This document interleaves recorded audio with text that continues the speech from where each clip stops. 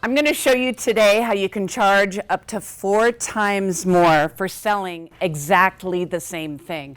I did an experiment in which I gave women 2 pairs of sunglasses. They were exactly the same. The only difference was that one pair had a Chanel logo. And I asked women how much they'd be willing to pay for these 2 pairs of sunglasses. The pair with the Chanel logo, they were willing to pay 4 times more for it, even though the utility of the sunglasses was exactly the same. So here's the takeaway for marketing. People were paying for the logo even though they were buying the glasses. In other words, marketing can improve your price points by up to 4 times. So today I'm going to show you some examples of the hidden patterns that I found in studying 600,000 people. It's based on a decade of world-class branding experience with some of the top brands.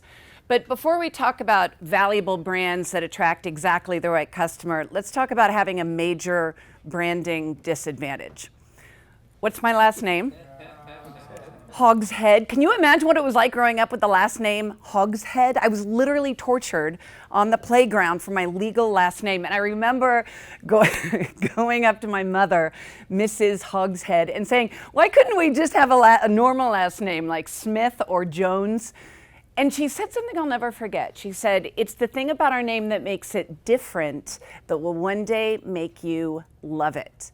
And this is what I found in marketing. It's the thing about a brand or a company or a person that makes them different that makes people truly love them and be willing to pay more money for them.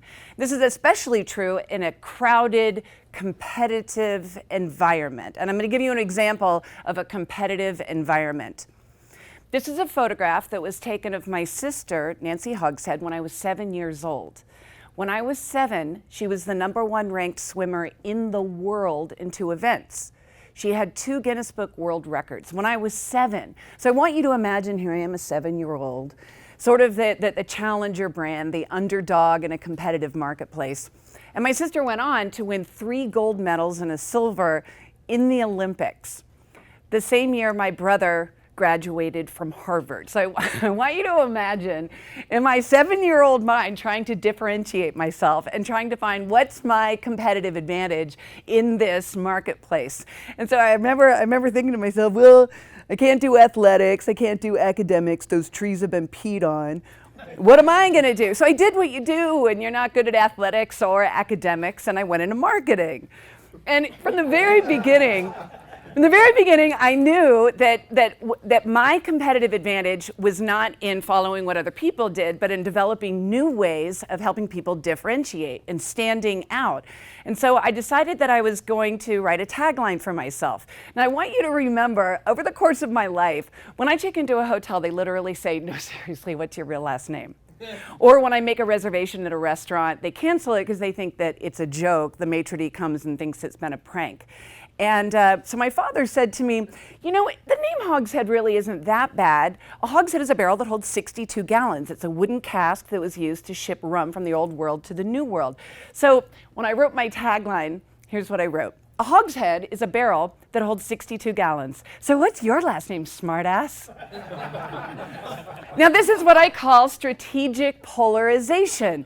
There are certain clients that wouldn't want to work with me because I have the word smartass in my tagline, and that's probably a really good fit for me to know at the beginning. If they don't want to work with me because I have smartass in my tagline, we're probably not a very good fit for anything.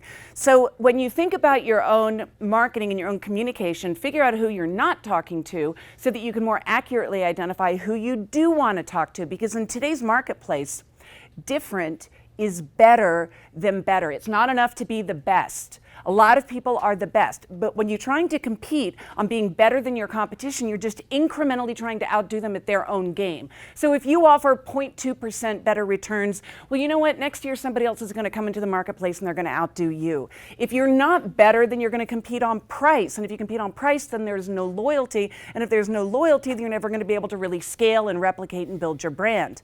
So instead of trying to be better, I recommend that you try to be different, to tap into what are those qualities, not only about your company, but about yourself, that make you inimitable. In other words, that nobody else can copy, because it's so easy for you as an entrepreneur to infuse them constantly. Now, over the course of the last 10 years, as I've studied over 500,000 people, we've looked at the high performers. We've gone inside companies like AT&T, GE, Cisco, Qualcomm, Intel, Intuit, and we've looked at the high performers. What do they do differently?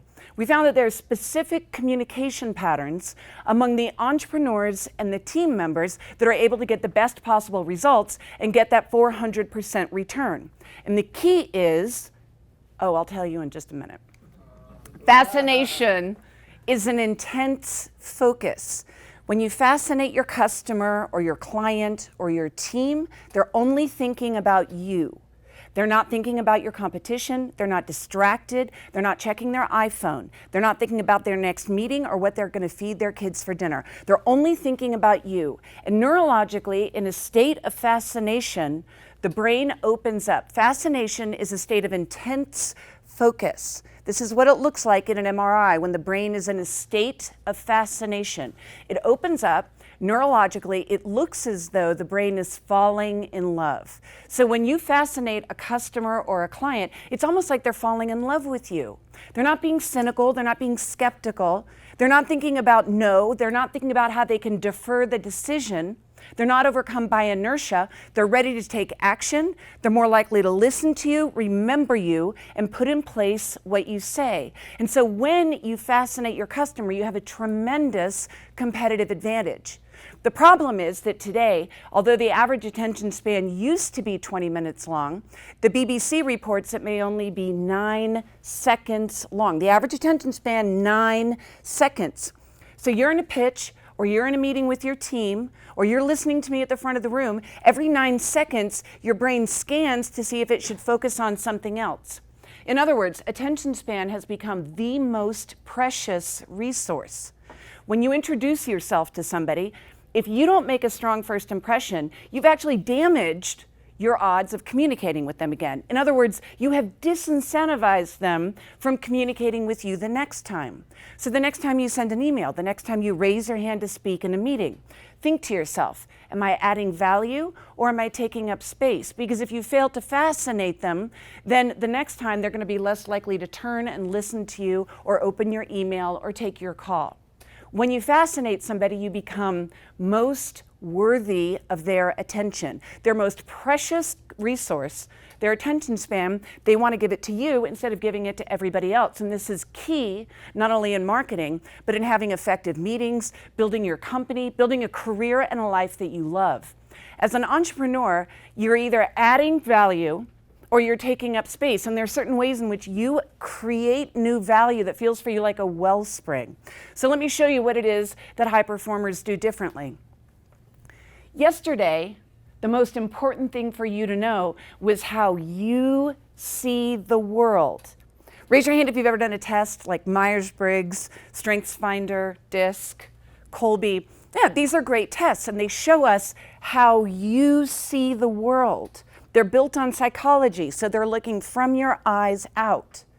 I created the first assessment that takes that and turns it around and shows the opposite. It shows how the world sees you. It's not built on psychology, so I'm not looking out of your eyes at the other person. I'm showing you the kind of impression and cues that you consciously or unconsciously send to other people. So in the same way that a brand can measure how the world sees the brand, or that a company can measure through market research how the customer sees the company, I'm showing you how the world sees you. And this is a really uncomfortable perspective for a lot of people. We're not used to thinking about how the world sees us. We're used to thinking that we can show up however we want. So the problem is that people try to be all things to all people. And instead of focusing in and honing on those key benefits that they naturally offer, they water down their benefits, and just like a brand that tries to be all things to all people, it's hard to get traction. For the first half of my career, I was a copywriter in advertising. When I was 24, I was the most award-winning copywriter in the country. When I was 27, I opened up my first advertising agency with Target and Remy Martin as my clients. My work still hangs in the Smithsonian Museum of American History. And what I found as a copywriter and creative director for these brands is that when I could find the perfect words to identify a brand, that brand became more valuable, more admired, more loved. So the key was for me to unlock the positioning by finding the absolute perfect words that were going to inspire action and fascination in the consumer. And I found that what I really loved most about creating advertising messages for brands was being able to hone in on that core essential difference. And the key of creating a great brand, there are 2 steps, little secret here. First step is, how is the brand different? And the second step is, what does the brand do best? Once you figure out how a brand is different and what the brand does best, it becomes really easy to create a positioning that the brand can just naturally live into over and over and over again. And the same is true for you. Once you can identify how you are different and what you do best, it's easy to have a wellspring as an entrepreneur because you can hone in on those areas of core focus. Now, I told you earlier about how women are willing to pay 4 times more for a pair of sunglasses with a Chanel logo, even though it's the exact same as a pair that doesn't have a Chanel logo. This phenomenon happens all the time in everyday life. Raise your hand if you buy Morton salt. We're paying 187% more for Morton salt than regular salt, even though chemically it's the exact same salt. It's literally a commodity. So people are buying salt, but what they're really paying for is the Morton's connection to the brand. We see this happening all over the time with products, and we're familiar with that in marketing, but the reality is that the same is true for you. If you can identify what has people see you as being different and better than your competition, it becomes easier for you to charge more. So in all of marketing, what I learned from this decade as a creative director is you have a choice. You can either have the biggest budget or you can be the most fascinating. If you have the biggest budget, you can just pound the message in over and over again with television commercials. But if you don't have the biggest budget, then you need to be more competitive and you need to find something that's not only going to interest your customer, not just add value, but truly fascinate them. It's better to avoid putting yourself in front of somebody than to waste their time with weak communication. The same is true in your marketing. If you're not differentiating yourself, you might as well donate that money to a charity. Every time you communicate, you're either adding value or taking up space. So today I'm going to show you how to add value, how to create value every time you communicate in those first 9 seconds of the attention span. The key is stand out or don't bother. Every time you create a marketing message, that message needs to stand out or else it's going to compete and fail. When I began researching brands in my last book about 10 years ago, I found that there are 7 different ways that brands create marketing messages. I created a structure for developing marketing messages for any type of company or organization or person. And I found that each one of them creates a different type of fascination. It works differently in the brain. 5 years ago, when my book came out, I decided that I just simply as a launch technique, I was going to create a personality assessment. The assessment outdid the book. Within just a few months, we had 30,000 people do the assessment that was for free. So I realized, wow, maybe it's not about writing about brands. Maybe it's about helping people figure out what makes them fascinating. And now we've had 600,000 people do the assessment all over the world with research translated into 14 languages. So there are 7 types of communication, and you naturally use 2 of these. One of them is your primary advantage. Your primary advantage is when you are in the flow, you are in the groove, you feel confident, you're more likely to persuade the person on the other side of the table.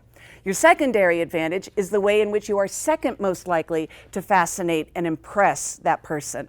You also have a dormant advantage. The dormant advantage is exhausting. And when you have to use your dormant advantage, it feels like quicksand. So for example, if you have a primary power advantage, you're very comfortable in a position of being a leader who makes decisions. For you, that feels like a wellspring. You could do it all day long. You feel confident in these situations. If you have a primary passion advantage like me, you're a relationship builder. So you have a competitive advantage in situations in which you're going to go in and immediately create a connection with other people. Passion personalities like to come in, they like to talk a little bit before they do business. They don't tend to like spreadsheets. And when we do training with companies, we separate people according to different groups. We put the passion people together and the innovation people and the trust people.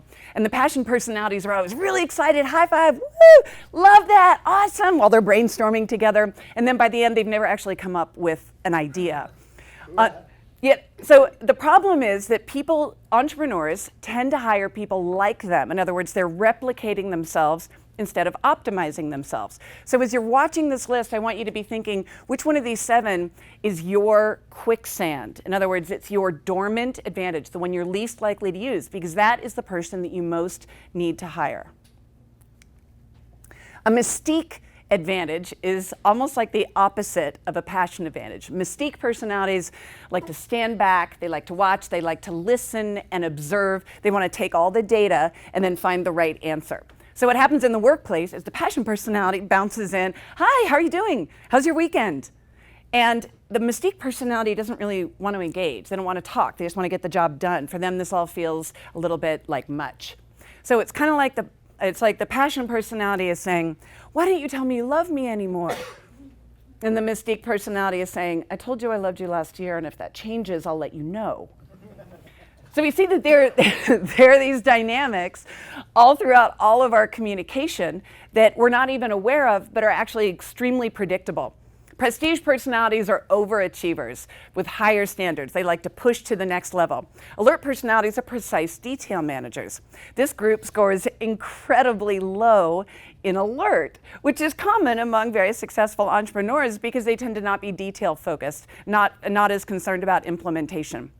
Innovation these are untraditional problem solvers. They like to find a whole range of solutions. They love to be able to brainstorm. They don't think 1, 2, 3, 4. They like to go 1, 2, 4. And finally, trust personalities are very stable, very reliable. When we measure large groups of accountants or family physicians or mortgage brokers, they score very high in trust because their communication is naturally going to be extremely consistent and they're going to do the same thing over and over again. So if you open up the book, you will see that there's a matrix. And the matrix shows you how the world sees you. There are 7 different advantages here. You have a primary advantage and a secondary advantage. Your primary advantage, remember, is the way in which you're most likely to create value for other people. When you combine the primary with the secondary, that gives you the archetype. The archetype is a specific look at how you're most likely to be successful. In other words, if you're going to go into a pitch or a meeting or a presentation or a speech or a difficult conversation, if there's one way that you can focus your communication, this is going to be the way that you are most likely to have a successful outcome. These are the adjectives, which I'm going to get into in a minute. The adjectives are your positioning in a crowded marketplace. And when you use these adjectives in your copywriting, in your LinkedIn bio, in your self-description, your introduction, you're more likely to be seen as confident and authentic by the other person. This is your fascination advantage. Your archetype is your fascination advantage. It's the way in which your personality is most likely to create value for your clients, for your customers, and for other people. So what I've done is, in the same way that I used to do market research and positioning for brands, now I'm doing the same thing for you to find out what is your positioning in a crowded marketplace. It's almost like, imagine you had a focus group of 100,000 people measure who you are at your best, and then I give you the words to describe that. There are 42 different archetypes. Each one of them has a slightly different style of communication. But when you understand which archetype you are, it becomes really easy for you to take the copy I've already written and to use it in your communication. When teams are built around different types of personality advantages, then people can offset each other and the team becomes much more highly functional and effective. This is what the report looks like that you have in front of you. So there are analytics that describe it, and then it gives you a clear description of how the world sees you, which is basically your marketing copy already put into a report for you. I'm going to take you a little bit into the data because this is where, from a marketing perspective, it gets really cool. Yesterday, I did the keynote at Infusionsoft conference, and this is what their data looked like. And this is the raw data when I first get it from the analytics. Every conference gets a code, or every population, every team we go into to look at gets a specific code. Then we take those analytics and we put them into a format so we can find the patterns. And what we're looking for is what are their advantages that they're using and which ones are they not using. So this is how the ICON participants compare to the average population. Now I know that for you, this just looks like a bunch of numbers, but for me, it looks like a fingerprint, because before I go in and I work with a group to help them see how they can become more effective, this tells me everything I need to know about how their high performers are functioning. So here's how high performers add value to their clients and customers. The key is that they have a specific benefit. Just like the best challenger brands, just like the market leaders, your personality has a specific benefit. And when you can hone in on that benefit that you provide to other people, it becomes a specialty. Clients don't hire you because you're balanced. They hire you because you're extraordinary in some way. The problem is people try to be great at a lot of things, which simply doesn't work, as Dan Sullivan can tell us. There are two versions of you. There's a most valuable you, and then there's a least valuable you. The most valuable you is the one that's going to attract exactly the right clients who are going to pay you more for doing exactly what you love. When you're being your most valuable you, you don't have to change who you are. You have to become more of who you are. It's easy and it's effortless. And there's a least valuable you. When you're going through the motions, it's exhausting. You feel like you're moving through quicksand. So when you can identify this most valuable you, then it's easy to carve out a clear place in the market. So what high performers do differently is that they add a distinct kind of value that nobody else is adding. And on these high performing teams, each person is adding a different type of value, so they're not overlapping. The key problem that entrepreneurs make when they hire is they hire to replicate themselves rather than optimizing themselves. Now, I think data is pretty sexy, so I'm going to show you some data about our population right here and how it's different than the average population. Here's the average population of 600,000 people that we've measured. Now, this is you. Who can tell me one difference that they notice about these two pie charts? Prestige. Now, prestige is the language of excellence. So prestige personalities like to be able to push the results. They don't want to sit there and ramble around with mediocrity. They don't want to settle. They don't want to go home early. They want to figure out what is the outcome that we want to achieve, and then they know exactly how to get there. And they get really frustrated when the people around them don't seem to know what the outcome is. They want to be able to go. It's almost like they have a built-in Ferrari engine. And this is a quintessential leadership trait. So you can see the average population has 16% prestige. This population, it has 30% primary prestige advantages. The average population has 8% that are detail-oriented thinkers. This population has 3%. So that means that the way this group is most likely to communicate is through the language of excellence, of showing people how to improve, how to push their results, instead of how to do a PowerPoint presentation. Now here's the average results, and here's what I want you to notice. The primary is the dark one. Dormant is the gray one here. Watch this. You can see the difference between you and the average population. So look at prestige, and then I want you to look at innovation. Prestige and innovation. So this is a very clearly defined group. And what we can see is that when Genius Network attracts new members, they're not just attracting any type of member, they're attracting a very specific mindset. And that's one of the reasons why the brand is so successful, is because it has a very clear positioning for people. You are 118% more likely than the average population. And I think that of the hundreds and hundreds of groups that we've measured all over the world, this is the highest percentage that we've ever seen in one single advantage within a population. You are very likely to use power as well, 81% more than the average population. But when it comes to details, not so much. 61% less likely. So remember, we were talking about most valuable you and least valuable you. The most valuable you is when you can be respected, competitive, goal-oriented, and focused on results. The least valuable you as a group is going to be when you're mired in the details, when you're getting in the weeds, when you're getting overwhelmed by the minutia. This is the percentage of this matrix of this population.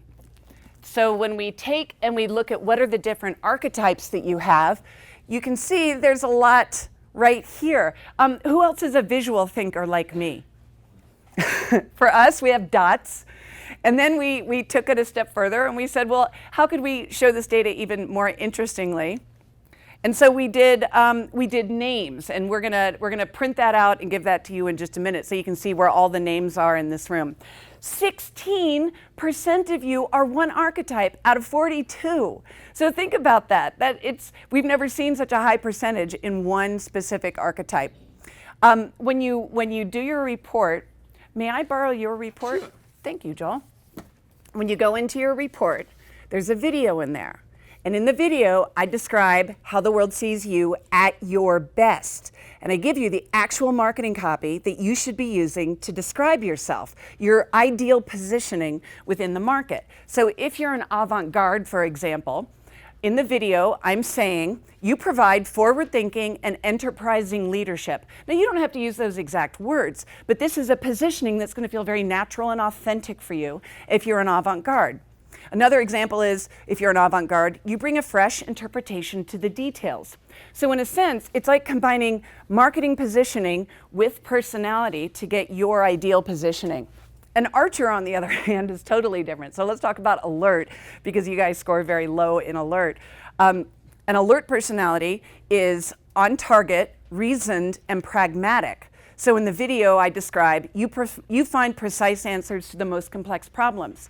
You can hire and retrofit by figuring out what type of personality would be best for a particular job, and then screen for that when you hire. I'm a catalyst. Catalysts are out-of-the-box, social, and energizing. So a catalyst creates out-of-the-box solutions. That might be a potential positioning I could use. A maestro is ambitious, focused, and confident. And this is language that you can use in a LinkedIn profile, or that your team can use when they're understanding how each of them are different. A maestro has bigger goals and knows how to execute them. So data can be really sexy when you start looking at it and applying it in untraditional ways for a certain population. I want you to begin thinking about your own network, the people that you most want to reach. What do they have in common? What is their communication style that makes them want to communicate with you? This was a photograph that was taken of me in 2010. It was the lowest time of my entire career. I was struggling. I had gone from being an advertising creative director and made the leap into wanting to get into speaking. And my speaking career was absolutely leveled out. I could only charge about $3,000 per speech. I was exhausted. I was haggard. I wasn't seeing my kids. I was on the road all the time. And so I decided that I needed to position myself more clearly within the market. So I took my book, Fascinate, that had just come out that same year, and I put it inside of a box. For speaking, there are 4 people you have to compete against. One of them is more famous. One of them is more specialized. One of them has a pre-existing relationship with the bureau or the client, and the last one is kind of the pet, like they're an internal, somebody that somebody's championing for internally. So I knew that I had to compete against those 4 factors. So I created a box that was almost irresistible to open. And so when people got the box, I wanted to create a fascinating experience for them based on my positioning of being able to help people differentiate themselves. And then I wrote a letter to each person that I was sending it to. We only sent out 100. And I wrote a letter to each person telling them what I thought made them fascinating based on their online brand.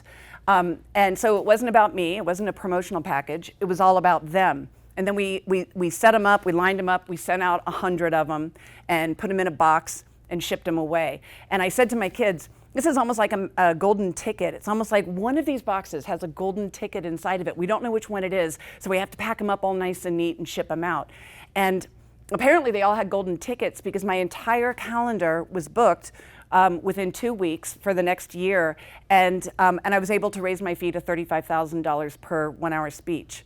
So the difference of positioning made a huge difference in being able to not change my content, not change who I am, but change what the perceived value was, just like those Chanel sunglasses. So the same is true for you. When you have a clear and distinct, unique positioning, it becomes much easier for you to stand out.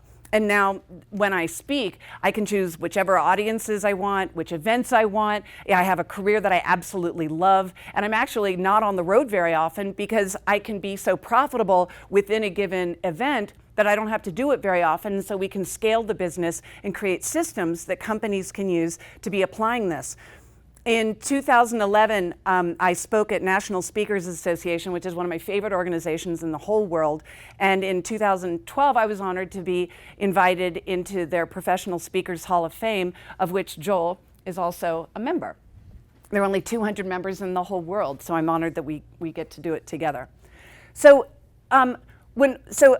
after I had been doing speaking, I realized that I needed to be able to scale this, because the problem with speaking is until I can replicate myself, then I just end up spending all my time on an airplane. So we began looking at how could we potentially grow our email list, and how could we turn this into a replicable system. So here's what we've learned within our own list about how we apply our system to our customers. When we launch a product or we release a new program, we find that innovation personalities are the fastest to adopt this system. It's really easy to get them to understand a big conceptual leap. Passion personalities are most likely to share content. They make impulsive decisions. They buy based on how they're feeling. So when we target to passion personalities, we put in a lot of adjectives, a lot of stories, a lot of body language. When we target power personalities, we know that of our list, we segment according to industry, level, gender, geography, and how they describe themselves. So we have all the data of all these people in those segments, but then we also know their personality. So we send different types of messages to different personality types because we know how they want to be communicated to. So we wouldn't send the same type of message to a passion personality, which wants to have an experience, as we would send to, say, a prestige personality. Prestige personalities are the #1 investors in our systems. They invest in themselves, they push themselves with higher goals, and they're not afraid of big packages. Trust personalities are very slow to convert, but once they've converted, they stay with you. Mystique personalities for us have an open rate that's 3 times higher than the alert personality. So when we target a Mystique personality, we know that they're going to open, and we want to talk to them about themselves because they tend to be more introverted and they're not used to getting information about themselves. So if you're interested in getting this kind of information, let me know, and I'm happy to help talk to you about how you could potentially be applying this within your own list. Here's an example of how we use it.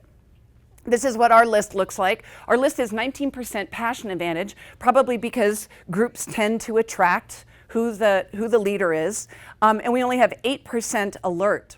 This is our revenue by advantage. Alert personalities are only 2% of our revenue. So we've learned that if we're going to do strategic polarization, that we don't need to target alert personalities because they're unlikely to invest in with us anyway.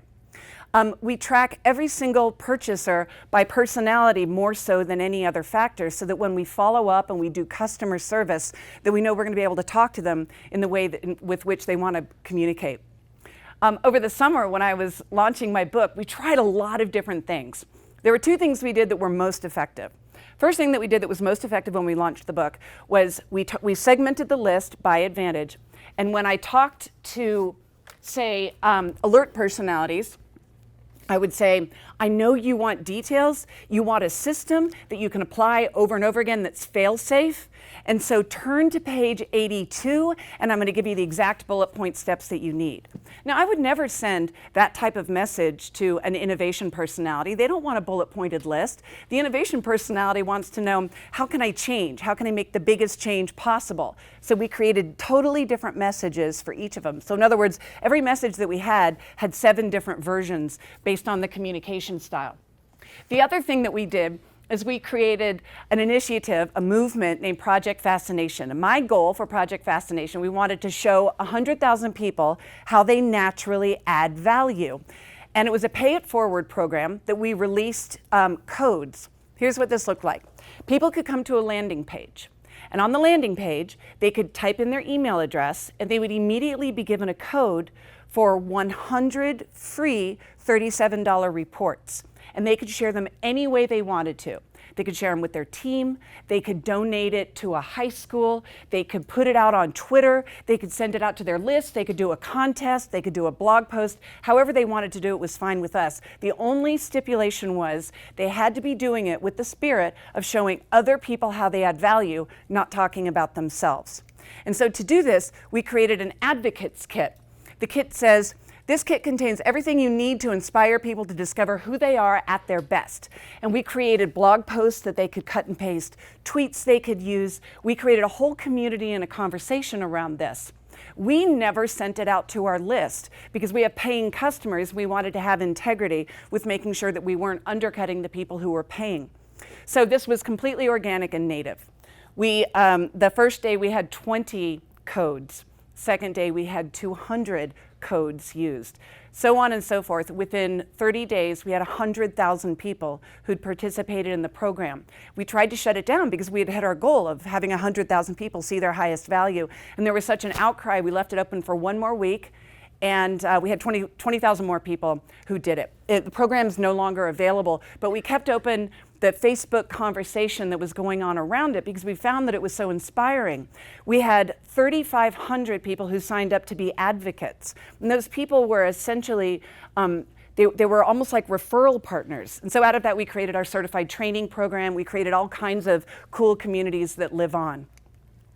So let's take a look at Joe. Joe is an avant-garde, like 16% of this group here. The avant-garde is described as original, enterprising, and forward-thinking. That means Joe has a competitive advantage in situations in which he can win by being original, enterprising, and forward-thinking. If he were going to be describing himself, he might say, I have original ideas, an enterprising mindset, and forward-thinking results. Victoria Lebaum, who introduced Joe and I through a video, is also an avant-garde, original, enterprising, and forward-thinking. Lisa Sasevich is a victor, classic victor, a leader who wants to be able to focus on the goal, respected, competitive, results-oriented. Now remember, when Lisa was up here earlier and she was talking, you can see, didn't you have tremendous respect for her? And you can see how she's competitive, that she doesn't, not only does she not want to lose, she doesn't want her participants to get a lesser result than they could. She's very results oriented. When you read this book, you'll see how she lives into being respected, competitive, and results oriented. Because remember, the assessment is measuring how the world sees her at her best. Now, Lisa, what would it feel like if I said to you, listen, I want you to coach this group, but don't push them too hard because they really just want to have a good, feel-good experience. What would that feel like for you? Yeah, you would hate it, right? Could you do it if you absolutely had to? Yes. Would it feel authentic and comfortable and confident for you? It would feel like a disservice. It would be a disservice, right? Because you would not be being your most valuable you. You'd be the least valuable you. Now, there are other personalities for whom it would feel incredibly empowering and confident for them to come into a group and be loyal, nurturing. And so when you're hiring, Lisa, you may not want to hire another Victor. You may want to instead hire somebody who's like, say, a beloved or an advocate or a different personality type. Now, I had the honor of being able to take a look with some of the sassies, and when we measured Lisa's group, we found that her group scores, like Lisa, extremely high on power and on prestige. So she's attracting the kind of audience. So when Lisa communicates with her audience, she doesn't want to use loosey-goosey language. She doesn't want to give vague outcomes. She wants to talk to them in the language of confidence and excellence because that's how they're most likely to respond. When I did a partnership with Dan Kennedy, we measured GKIC and we wanted to understand how his audience would respond. Dan is a mastermind. Mastermind is power plus mystique. These personalities tend to be like chess players. They like to stand back, watch, observe, think 2 steps ahead, and figure out what the move is going to be before they take any action. Methodical, intense, and self-reliant. Dan flew his private plane to spend a day with me to learn about the system and to understand how he could be applying this not only for marketing but also for large groups to see how we could analyze them. And when we went inside GKIC, we saw that for among those entrepreneurs, the Maverick Leader was their #1 archetype. The Maverick Leader is a big conceptual thinker. They hate getting mired down. They like to be able to see what the possibilities are, and they tend to lose their car keys. I'm a big fan of Jeff Walker, best-selling author, creator of PLF. He's a Maverick Leader, as is my husband, Ed, who's my partner and the president of Fascinate and is downstairs. Hi, honey. So here's a marketing principle. Remember we said before, it's better to, every time you communicate, you're either adding value or taking up space.